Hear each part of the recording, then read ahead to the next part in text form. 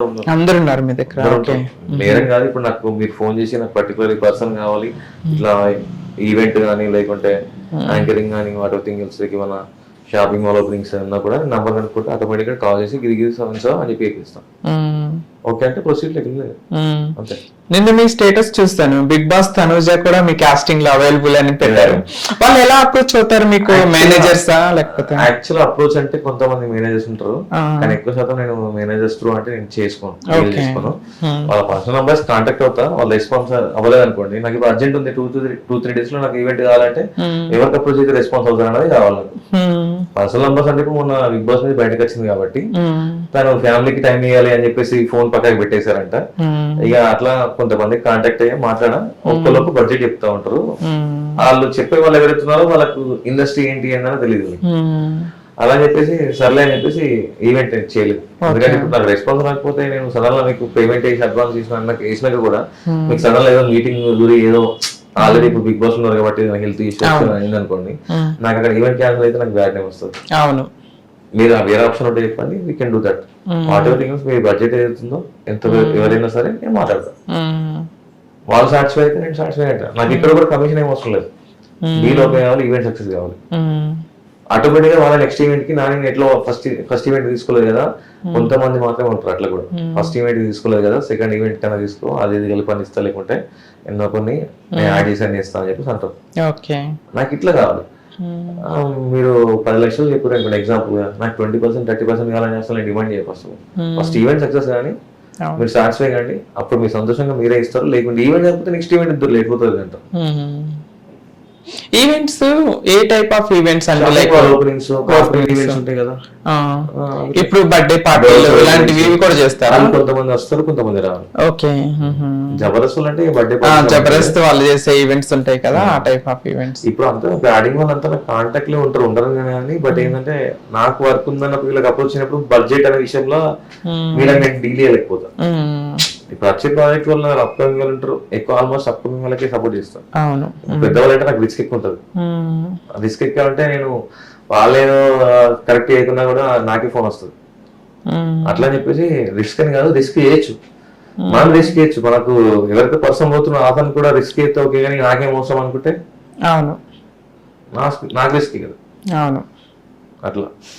ఇప్పుడు మీ దగ్గర ఉన్న కాస్టింగ్ ఆర్టిస్ట్లలో ఏ లాంగ్వేజెస్ మాట్లాడే వాళ్ళు ఉన్నారు? అంటే మన ఓన్లీ తెలుగు వాళ్ళే ఉన్నారా, లేకపోతే హిందీ, తమిళ్, కన్నడ? ఓకే, నాకు ఇది హైదరాబాద్ లో మాత్రమే లేదు, నాకు ఆల్ స్టేట్స్ నుంచి ఆర్టిస్టులు ఉన్నారు. ఓ నైస్ నైస్. నాకు ప్రాజెక్టులు వచ్చే వాళ్ళే కావాలి, అంతేగాని ప్రాజెక్ట్స్ నాకు ఎక్కువ నేను ఇంకా రీచ్ అవ్వకపోవడం కారణం ఏంటంటే స్క్రిప్టెడ్ వైజ్ గా ఇంటర్వ్యూస్ ఇవ్వను, ఆన్ ది స్పాట్ చేస్తా. యాజ్ వెల్ గా ఇంకోటి ఏంటంటే ఈ అప్పుడు బ్యాడ్ గా అంటారు కదా, అవి నేను చేయను. నేను వెళ్ళి ఇంట్రొడక్షన్ ఇచ్చుకోను, నేను ఇట్లా చేస్తా ఇది అని చెప్పేసి ఆయన ఉంటే చెప్పండి అని చెప్పేసి చెప్పుకోను. నేను ఒక ప్రాజెక్ట్ చేసినానంటే వాళ్ళు 10 మందికి చెప్తే అట్లా నాకు వచ్చిన త్రూ ప్రాజెక్ట్స్ మాత్రమే ఉంటాయి. ఇక శ్రీనగర్ కాలనీ, కృష్ణనగర్ అని అంటారు, కానీ నేను ఎప్పుడు ఆఫీస్కి వెళ్ళి ఆయన కాస్టింగ్ కూడా ఎప్పుడు అని చెప్పి విజిటింగ్ కార్డ్ ఇచ్చే రకం అయితే నేను కాదు. వాళ్ళు ఇంట్రడ్యూస్ చేసి వాళ్ళే రమ్మని రెండో ఒకసారి మీతో మాట్లాడడం అంటే కానీ మాట్లాడతా కానీ, లేకుంటే మాట్లాడు. మీ ప్రమోషన్స్ మరి ఎలా చేసుకుంటారు? పేజెస్ అట్లా ఏమన్నా క్రియేట్ చేసుకుంటే ఇన్స్టాగ్రామ్ పేజెస్ కానీ, లేకపోతే వెబ్సైట్?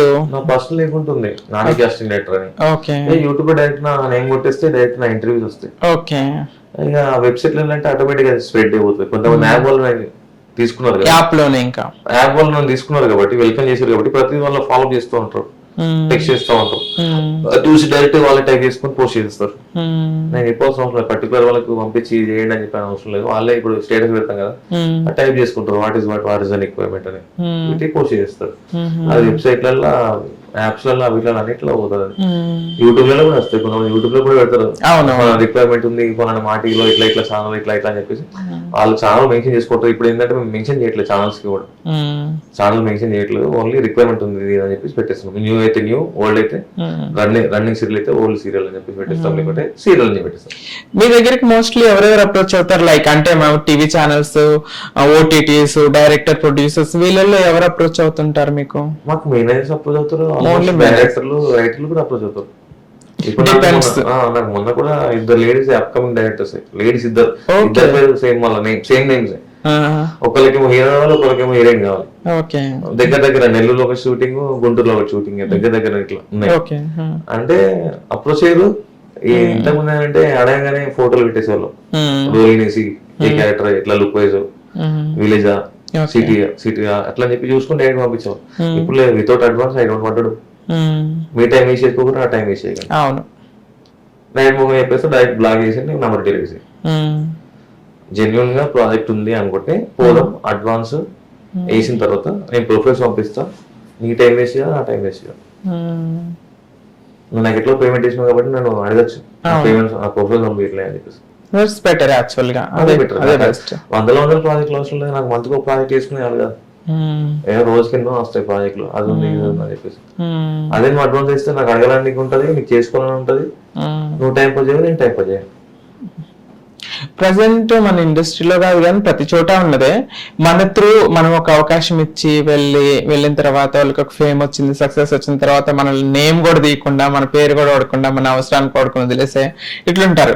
మీ త్రూ సక్సెస్ అయ్యి మిమ్మల్ని పట్టించుకోకుండా వదిలేసిన వాళ్ళు ఉన్నారు. హీరోయిన్స్ ఉన్నారు, అవునా? సీరియల్స్ లో హీరోయిన్స్ ఉన్నారు, మూవీస్ లో అప్కమింగ్ హీరోయిన్స్ కూడా ఉన్నారు. కానీ నేను వదిలేస్తాను అంతే.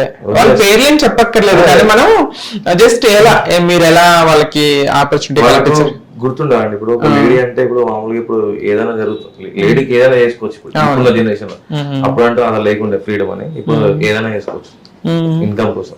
బట్ ఇక్కడ ఏంటంటే బాయ్స్ కూడా ఇప్పుడు ఇన్కమ్ కోసం అంటే ఇప్పుడు డౌన్ ఫాల్ ఎక్కువ ఉన్న వాళ్ళు ఉంటారు బాయ్స్ లో. డౌన్ ఫాల్ లవ్ లో కానీ, అస్ ఇన్కమ్ లో కానీ, ఫ్యామిలీ ప్రకారం కానీ ఎంతో మంది ఫెయిల్ అయిన వాళ్ళు ఉంటారు. వాళ్ళు అయినా గ్రోత్ ని ఇంకా రెట్టింపు కోసం అని కష్టపడుతుంటారు కదా. అట్లా కూడా నేను కష్టపడతా, వాళ్ళపైన డిపెండ్ అయినా లేను. వాళ్ళు వెళ్ళిపోతారు. సరే ఇప్పుడు నా లెక్క నేను చూస్ చేసుకోకపోవచ్చు, ఎవరు కూడా పట్టించుకోకపోవచ్చు, నీకు రిసింగ్ ఉండకపోవచ్చు, నీకు సేఫ్టీ ఉందని చెప్పి చూసుకోకపోవచ్చు. ఎప్పుడు అర్థమవుతుంది అది, ఎక్కడన్నా షూట్లని ఇబ్బంది పెట్టినప్పుడు, అరే పలా వ్యక్తి ఉంటుండే, మనకు అన్ని చూసుకుంటుండే, రూమ్ చూసుకుంటే అన్ని చూసుకుంటే అన్ని చెక్ చేసుకుని పంపిస్తుండే అని ఆలోచన గుర్తొస్తుంది కదా. అప్పుడు నువ్వు నాకు అప్రోచ్ అయినా కూడా వేస్ట్ అది. నేను ఎందుకు ఇవ్వాలి? శాలరీ మేనేజర్ లో పెట్టుకో, కమిషన్ లా కాకుండా చేస్తాను. ఇప్పుడు ప్రతి ఫోన్ నేను చూసుకుంటా. ప్రాజెక్ట్ డీల్ అయ్యేటట్టే చూద్దాం, క్యాన్సిల్ అయ్యేటట్టు కాదు. కొంతమంది మేనేజర్లు ఎట్లా ఉంటారంటే వాళ్ళకి వచ్చే కమిషన్ వచ్చిన తర్వాత డీల్ అనేది ముంగడిపోతుంది. నేను ఇప్పుడు చెప్పినా మీకు ఏదైతే సెలబ్రిటీ ఏదైతే చెప్పినో అందులో నేను ఏమన్నా కమిషన్ గురించి మాట్లాడలేదు. డీల్ అవ్వను, డీల్ అయితే అప్పుడు చూద్దాం. నెక్స్ట్ నాకు 1000 రూపాయలు ఇచ్చినా కూడా ఓకే, 10 లక్షల 1000 రూపాయలు ఇచ్చినా కూడా ఓకే. డీల్ అయితే నాకు సాటిస్ఫాక్షన్ నీకుంటే అప్పుడు కూడా ఫ్యూచర్ లో కూడా ఎవరైనా నీకు మేనేజర్లు ఇబ్బంది పెట్టినా కూడా, ఫైనాన్షియల్ ఇబ్బంది అయినప్పుడు అరే మనం నాని ఉన్నాడు కదా, అప్పుడు శాలరీ వేసి ఇద్దాం లేదు నానికి, శాలరీ వేసి ఇద్దాం వల్ల ఈవెంట్స్ ఏమైనా అయితే ఈవెంట్ కి కమిషన్ సపరేట్ ఇద్దాం, నాకు బెనిఫిట్ కదా. ఇలాంటి వాడిని నమ్మడు, కమిషన్ చేతిలో పడ్డాక చేయలు ఎత్తేస్తోడిని నమ్ముతారు.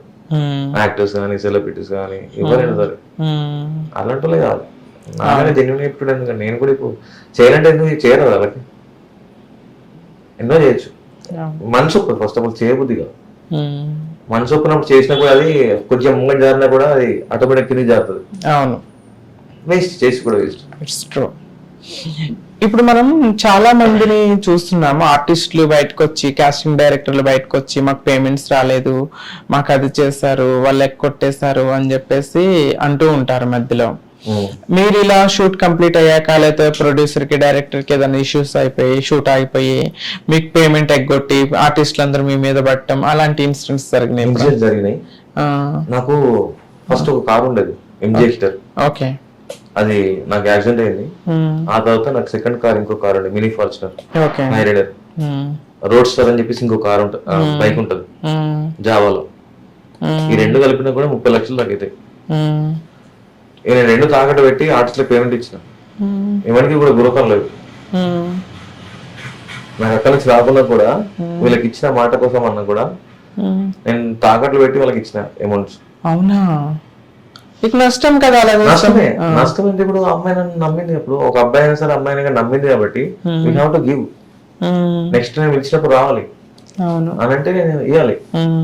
అలా ఇచ్చినా కూడా కొంతమందికి ఉండదు, అట్లా ఎన్నో పైసలు రావాలి. ఎన్నో లెక్కలు వాళ్ళు మీకు ప్రొడక్షన్ నుండి రాలేదైతే. రాదు. ఇప్పుడు ఏముందండి, ఇప్పుడు కమ్యూనిటీ హాల్స్ అని చెప్పి మనం మాట్లాడుకున్నాం. ఇప్పుడు ఎగ్జాంపుల్ నేనే అండి ఒక రెంటెడ్ ఆఫీస్ పెడతాను.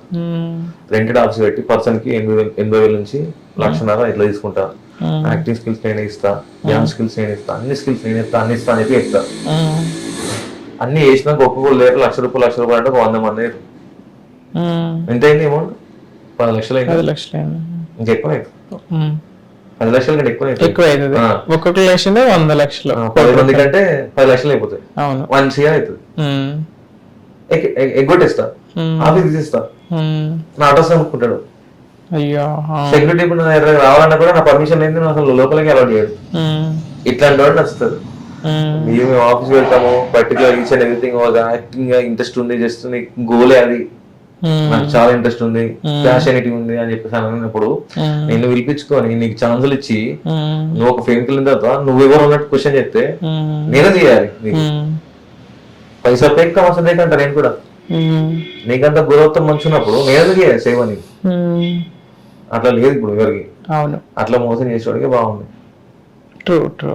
అట్లా చేసేవాడికి బాగుందని అంటే నేను కూడా ఇప్పుడు 4-5 బ్రాంచ్లు ఓపెన్ చేయండి హైదరాబాద్. అవును, జస్ట్ మీకు 100 మంది చెప్పిన అట్లా ఫ్యాషన్ చాలా మంది ఉన్నారు, ఎంతో మంది ఉన్నారు డబ్బు పెట్టి రావాలనుకున్నారు. అట్లా పెట్టుకునే ఇప్పుడు అట్లా పెట్టుకున్నా కూడా నాకు 1 CR వచ్చినా కూడా నేను అట్లా ఎన్నో సిరీస్లు తీయచ్చా కోటుకోలతో. ఇట్లా ఇప్పటివాడికి నమ్ముతారండి. అబ్బా నువ్వు ఇప్పుడు చూడండి డైరెక్ట్ వచ్చినామంటే అమ్మాయి నువ్వు హీరోయిన్లో బాగా సెట్ అవుతావు అని చెప్పేటోడు మంచోడు.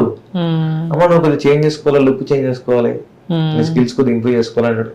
వాడికి తెలుసు నా యాక్టింగ్ గురించి. మిస్టేక్ చెప్పేటోడు కూడా కావాలి నిజం. కానీ ఇప్పుడు మిస్టేక్ చెప్పేటోడు కాదు, వేస్ట్. ఇట్లా ఎక్కిచ్చి మోసం చేసి పోయినాడే మంచోడు. ఈ రోజుల్లో జనాలు అలానే ఉన్నారు, మాటలు చెప్పే వాళ్ళనే నమ్ముతున్నారు కానీ నిజాయితీకి రోజులు లేదు. లేట్ అయినా కూడా ఏం కాదు.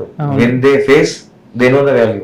అవును, ఇప్పుడు నేను ఇంత సంపాదించి ఇంత చేసినా కూడా ఆర్టిస్టుల కోసం అని చెప్పి నేను తాగడబెట్టిన విషయం ఎప్పుడు చెప్పాలి ఈ టైంలో ఇప్పుడు చెప్తున్నాను.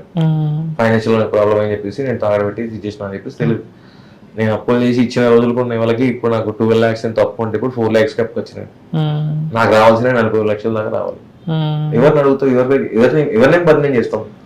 ఎవరిని బదనం చేయాలి? నాకు అవసరం లేదు. మీరు బదనం చేసిన చెప్పి నేను బదనం చేస్తాను.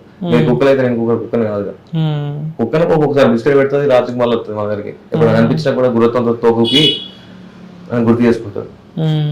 3.5 years 4 years అవుతుంది ఇండస్ట్రీ అంటే హైదరాబాద్ వచ్చి నేను హైదరాబాద్ వచ్చి మిగతా రోజులు ఇంటికన్నా చేసిన. నేను ఎటువైనా గలీలో ఒక కుక్క అలవాటు అవుతుంది. మనుషులు అలవాటు వేసుకోకుండా నేను కానీ కుక్కని అలవాటు వేసుకోను. అది ఉన్నంత సేపు మాతోటి మనం ఒక పేరు పక్క కూర్చున్నట్టుగా మంచిగా నీట్ గా మనం కూర్చుండి అడ్డంగా ఉంటది మనకి. అదే ఒక మనిషికి మనకి తిండి పెట్టాలి, అన్ని చేయాలి, అన్ని చేయాలి, సినిమా కొలుకోవాలి, అన్ని చేయాలి. మనం ఒకసారి సినిమా కొలుకోవాలంటే నా దగ్గర అంటాడు. దానికి 10 రూపాయలు బిస్కెట్ పెడితే నీకు పొద్దు నుంచి రాజు రాకుంటుంది. బాగా చెప్పారు. ఇంతకుముందు కుక్కలు అంటే అసలు డాగ్స్ అంటే అసలు బయట కనేటివి రాకపోతుంది. ప్రతిదీ ఒక యూట్యూబ్ ఛానల్ ఓపెన్ చేసినప్పుడు ఇప్పుడు డాగ్ ఉంటుంది అలా దాని నేమ్ తోటి మాత్రమే. దానికి అంత వెలిగింది, అంత మనుషులకు వాల్యూ వేయలేదు. రివర్స్ అయిపోయింది, అయిపోయింది జ్ఞానం డాగ్ అయిపోయింది. ఇప్పుడు కుక్కలకి విశ్వాసం ఉంటది, మనుషులకి లేకుండా పోతుంది కదా. అట్లే చాలా మంది ఫోన్ చేస్తే మామూలుగా చెప్తారు ఆయన అప్పు చేసి నాకు ఇచ్చాడు అని చెప్పి వాళ్ళు చెప్తారు కొంతమంది. చాలాసార్లు ఇంటర్వ్యూలో అతను కాల్ చేశాం కానీ అతను బిజీ ఉన్నాడో ఏదో మరి లేకపోలేదు.